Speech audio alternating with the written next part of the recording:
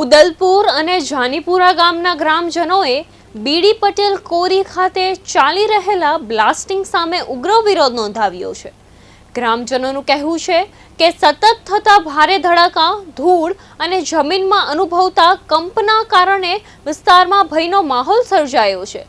બ્લાસ્ટિંગથી રહેણાંક મકાનોમાં તિરાડો પડવાની, પાણીની ટાંકી, શાળા અને અન્ય જાહેર મિલકતોને નુકસાન થવાની પણ આશંકા વ્યક્ત કરવામાં આવી રહી છે। ગ્રામજનોએ સ્થળની સરકારી માપણી પૂર્ણ ન થાય ત્યાં સુધી બ્લાસ્ટિંગ તાત્કાલિક બંધ કરવાની માંગ કરી છે।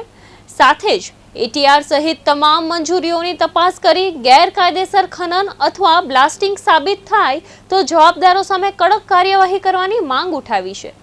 આ અંગે મામલતદાર, જીપીસીબી કલેક્ટર અને એસપી સહિતના અધિકારીઓને લેખિત આવેદન પાઠવવામાં આવ્યું છે। અમારા બાજુની અંદર બીડી પટેલ ક્વોરી આવેલી છે। શનિવારના રોજ જે બ્લાસ્ટિંગ થયું 10 થી 11ના ગાળામાં, એ બ્લાસ્ટિંગ એટલું ભયાવહ હતું કે વાઇબ્રેશન કંપન 2 કિલોમીટર લગીને ગયા છે, બરાબર। ત્યાર પછી અમે સ્થળ મુલાકાતે ગયા હતા, વિડીયો બી ઉતારેલા છે।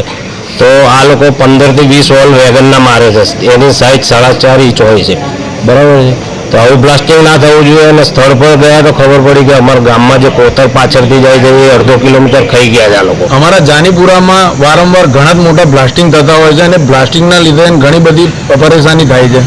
જેવી કે અમારી બાજુમાં સ્કૂલ આવેલી છે, રહેણાંક વિસ્તારો આવેલા છે, પાણીની ટાંકી આવેલી છે, તો આના લીધે ઘણી બધી ડેમેજ થાય છે અને ઉપર મકાનની ઉપરથી પોપડા પડવાથી ઘણો બધો મોટો ભય રહે છે। એના લીધે અમે આવેદનપત્ર મામલતદારશ્રીને આપ્યું છે। તો આ તાત્કાલિક ધોરણે આ બ્લાસ્ટિંગ બંધ કરવા અમારી માંગ છે। તમારા ઉદલપુરમાં ક્વોરી ઝોન છે તો બ્લાસ્ટિંગ જ થાય, પણ તમારે આ શું પ્રોબ્લેમ છે એ જણાવો।